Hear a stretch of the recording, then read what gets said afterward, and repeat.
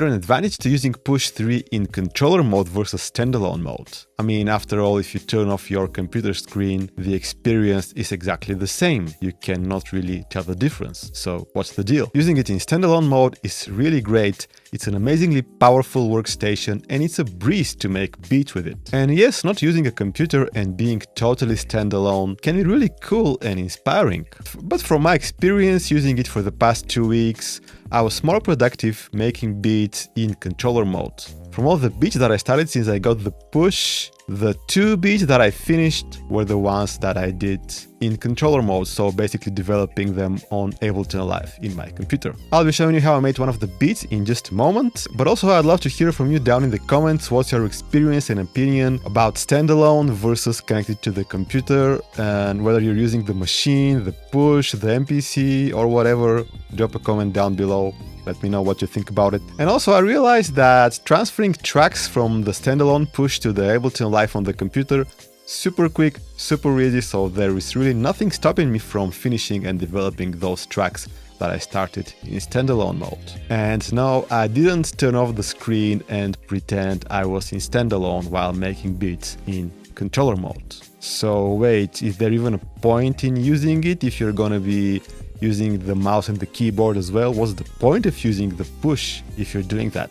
Well, for me, push really excels at keeping you in the groove while recording parts of your tracks. Sequencing drums, starting and stopping the sequencer, deleting recordings. For these tasks, it's really great to be just more tactile and not fumble around with the mouse.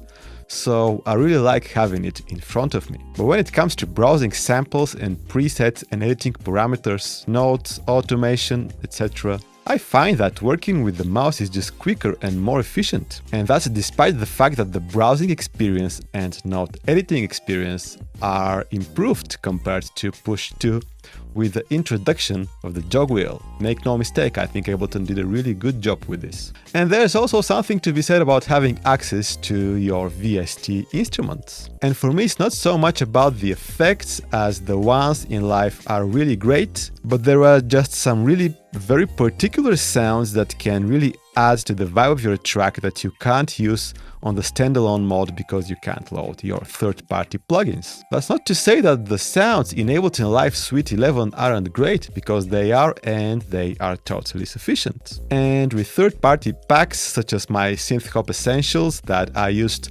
for the bass, the polysynth, the leads in the track that we're going to be checking out today, the possibilities are endless. You can add to your arsenal of sounds by adding third-party packs. But there was this vocal sound from the Contact Instrument duet that really added something to the track. And if I was working in standalone, I wouldn't have been able to use it. Does it matter? Well, to me it matters, because sounds like this really excite me and motivate me to finish the track. And this was crucial because this track is going to be on my next EP that's gonna drop this autumn. Alright, so here's how I made the beat.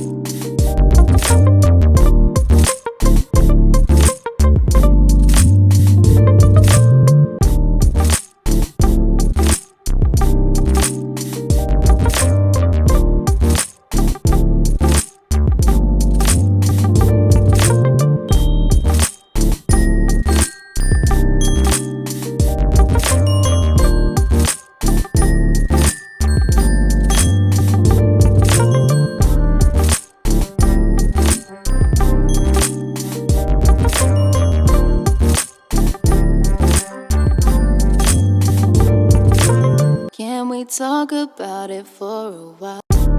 Can we talk about it? Talk about it. Talk about it.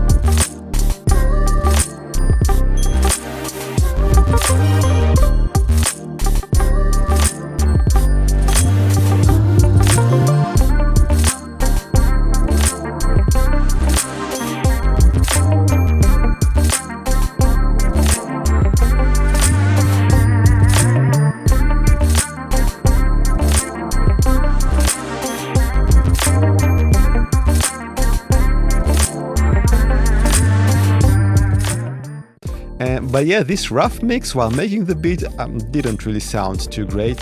Here's how it sounded after I mixed it and added a bit of master processing.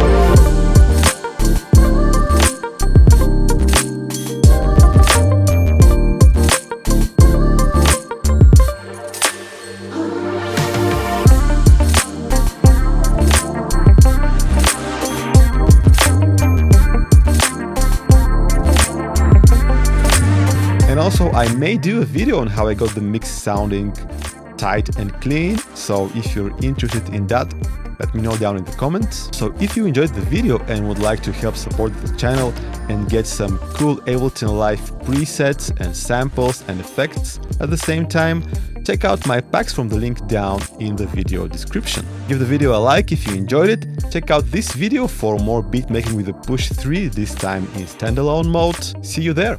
Peace!